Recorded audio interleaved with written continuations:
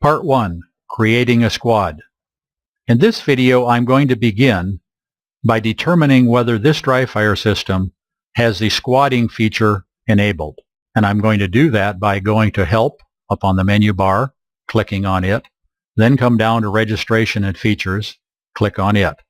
And then in the dialog box that opens, I'm interested right here in the middle where it says squadding. And if this is checkmarked, then the feature is enabled, and if it is not checkmarked, the feature is not enabled.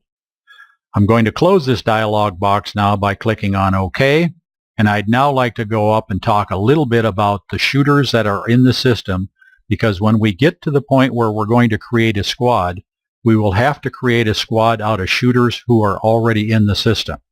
So I'm going to click on the shooters window and open it up and see what shooters are available. Notice here that there's quite a long list, and if I take the slide bar on the side, I can go down and there are even more. Now the point that I'd really like to make here in the beginning is that all of these are placed in here in alphabetical order, and that's going to have an effect on what we're doing when we go ahead and create a squad. So again, just remember that all of the shooters that are in your system are in alphabetical order. And as you're creating shooters, I might mention that you might concern yourself about, in the system, are you going to have a standard rule where the shooter is going to be identified by their last name followed by a comma and then their first name? Or are you going to go by the first name followed by the last name? But remember, they're going to be alphabetized in this list based upon how you enter the information. All right, let's go now on to creating a squad. I'm going to go over here to the Edit button on the menu, click on it. I'm going to come down to the second item, which is Squads, click on it, and that opens up a Select Squad dialog box, but at the moment we don't have any squad to select because we've never created one. So let's go ahead and create a squad, and we do that by coming down to New Squad, click on it, and then we're going to start by putting in a name. And for me, I'm going to put in a simple name to help in this video, and I'm going to just call this Squad of 1.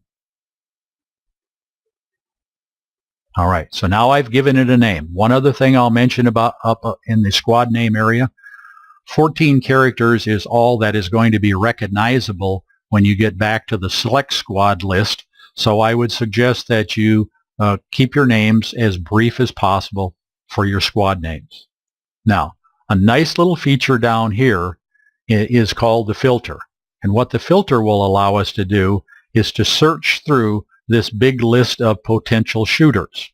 Now remember, up above I showed you all of the shooters, and they're now down in this. I can go ahead and pull this scroll bar on down and basically go all the way down to Tom Thompson at the bottom alphabetically. And again, this list is completely in alphabetical order.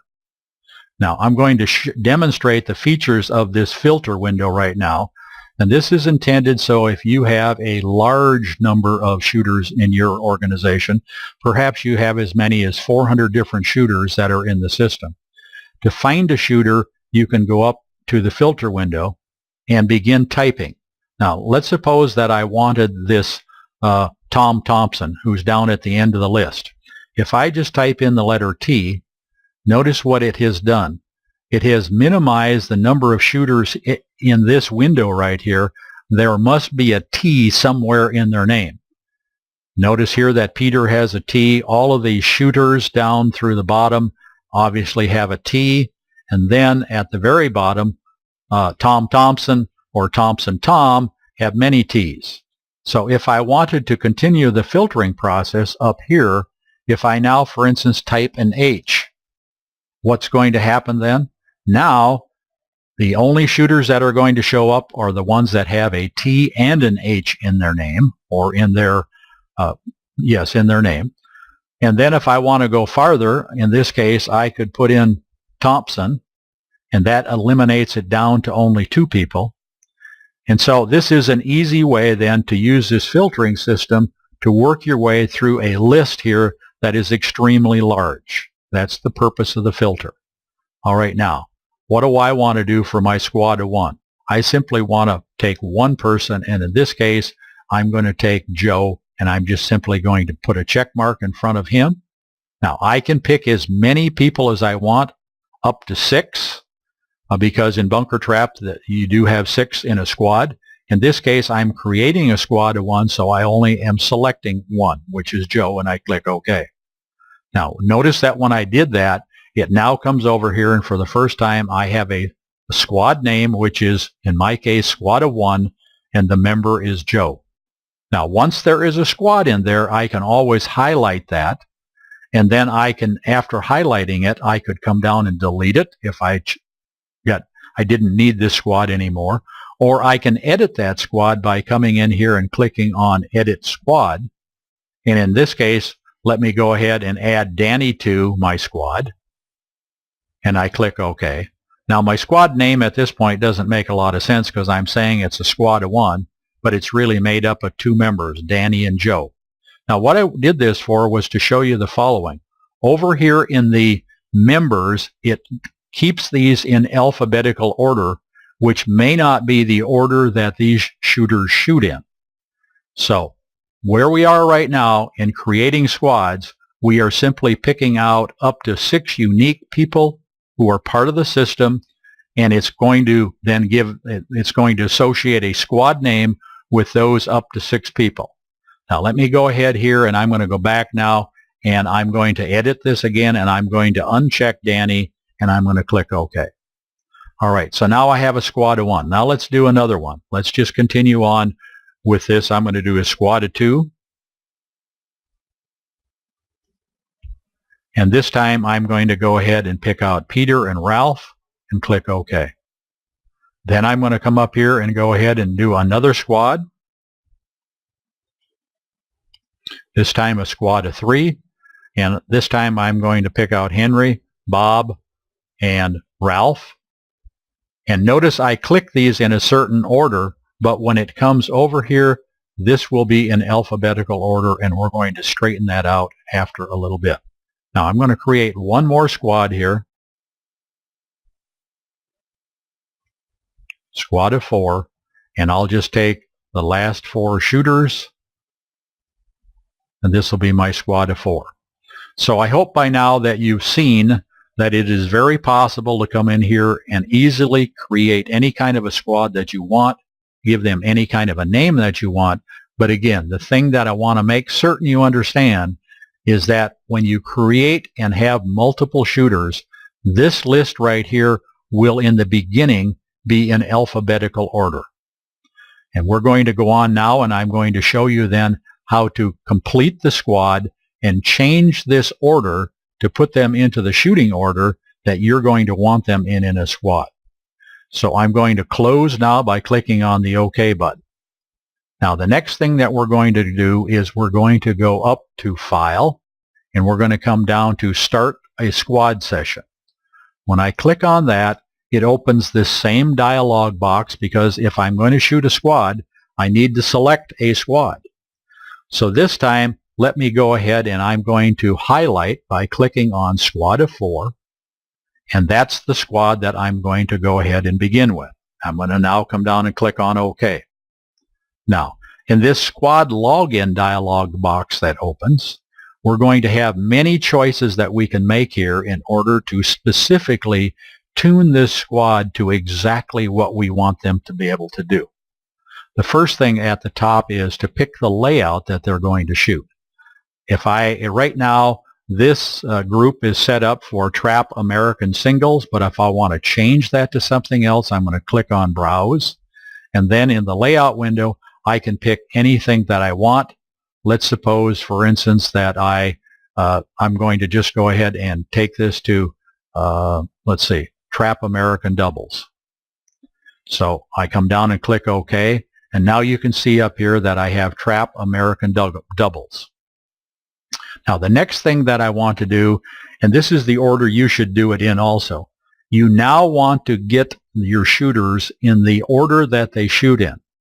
Remember and notice over here that it has put this in alphabetical order: Henry, Joe, Peter, and Ralph. And now that very likely is not the order that you want them to shoot in. So we're going to shift them around by using this up arrow or this down arrow located in front of each shooter. And it's quite simple. Let's suppose that I want Joe to be the beginning shooter. How do I get Joe's name moved up here to the top of the list? By clicking the up arrow. So I click on the up arrow and notice what it did. It exchanged Henry and Joe. So Joe is now at the top of the list. Now let's suppose that the next person in shooting order that I want is Ralph. So how do I move Ralph from here to this second position? Again, I'm going to use the up arrow, click on Ralph, and now he's moved to here. So I'm going to click on Ralph's up arrow again, and that now puts him in the second position sequentially. And now finally, let's suppose that Henry is going to be the last in the shooting order. So I have my choice now of either taking Peter and shifting him up one, or I can take the down arrow on Henry and click on that and shift Henry down, which moves Peter above him. So with these arrows, all you have to do is determine the sequential order of shooting that you want these shooters in and begin to move them around using the up arrow or the down arrow. All right. The password section right here we're going to cover in part 7, and we're not going to bog ourselves down in this video at this time with passwords. Now, next we have what station are these shooters going to begin their doubles on. So, notice that it really doesn't make any sense right now. It says station 2 followed by 4 followed by 3 followed by 1, and that doesn't make any sense. Let's suppose that in this squad, the way it usually works is Joe is lead off on station 1, Ralph is on 3, Peter is on 4, and Henry is on 5. So all I have to do is come over here to the stand and get that organized. So I'm going to click, and I said that Joe was on 1, and that Ralph was on 3, and that Peter was on 4, and that Henry was on 5. Now just be very careful in this area over here, because if you have 2 people on the same station, dry fire can accommodate that from a sense of what targets you're going to see on the wall when it's their turn to shoot. But of course, if you're using the move around the room method, it's not going to be possible to have 2 shooters on the same physical location. All right, next. The next choice that we then have is what gun is Joe going to be using? So let's click here to find out what's available. He has a trap gun, a skeet gun, a bunker gun, and a sporting gun. And since this is a trap layout, let's leave his trap gun in there. Same thing is true for Ralph. Notice that he has the same guns, and of course I set those up in there on purpose so that I could demonstrate this in this video. So what I'm trying to show you here is you have the opportunity now to pick out the specific gun that the specific shooter is going to be using. So in this case, since it's a trap layout, we're going to pick all trap guns for these 4 shooters. And now over here we have a handicap possibility. Now we know that in trap American doubles we never do any handicap. We're always on the 16-yard line. And each one of these has come up and defaulted itself to the 16-yard line. But notice all handicap distances are available at this point. And this handicap column comes up specifically anytime you have a layout up here that is trap American. So in this case, we're not going to use it, but realize that if this were trap American singles, where we could be shooting at the handicap distances, each shooter then could be set on some yardage marker between 16 and 27. All right, now, we've done everything necessary in this squad login box to organize this squad in the order that we wanted them in, on the stations that we wanted them on, using the gun we wanted them to use, and shooting targets at the distance that we wanted them to shoot targets from. So now that we've got it organized, if we click on OK, dry fire is now ready to start a squadding session. And we're going to cover the actual shooting of the targets in part 2. For right now, what I'd like to show you now is to go back and do one other thing. And I have to come up here and click on End Squadding. in order to bring this back to the normal position. And then now what I want to do is I want to go up here to Edit, come down to Squad, and notice down here now that in the squad of 4 that these names have been changed in order because we set it up for Joe to be first, Ralph to be second, Peter to be third, and Henry to be fourth. So now that we've gone to that point of going through that process once, until we change that in the future, squad of 4 will always be shown in this order. All right, now let's go a little bit farther. Let's go up here and hit on File, come down to Start the Squadding Session. Let's go ahead and pick out the squad of 4. Let's go ahead and say OK. And let's take a look now and see whether it comes up the way we set it up. Joe is first, Ralph is second, Peter is third, Henry is fourth. They're on stations 1, 3, 4, and 5 as we set it up. And the guns that they're going to be using are their trap guns, and they're all going to be at 16 yards.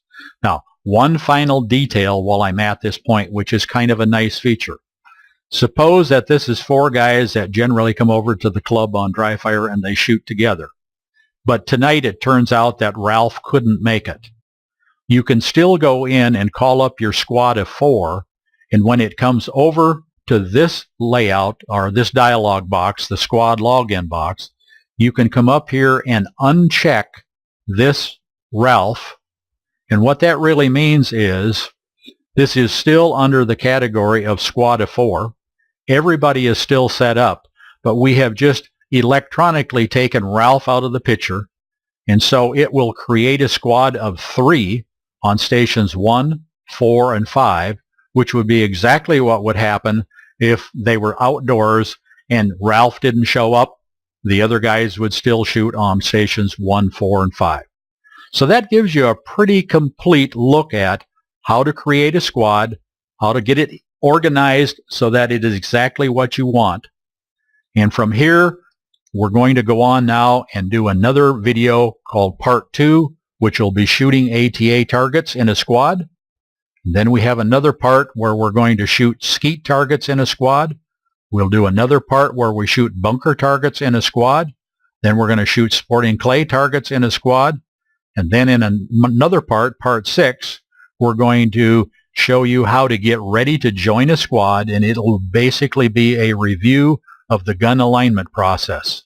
And then finally in Part 7, we're going to give you the understanding of how passwords can be used relative to squads in order to be able to control the process in a much more tight environment.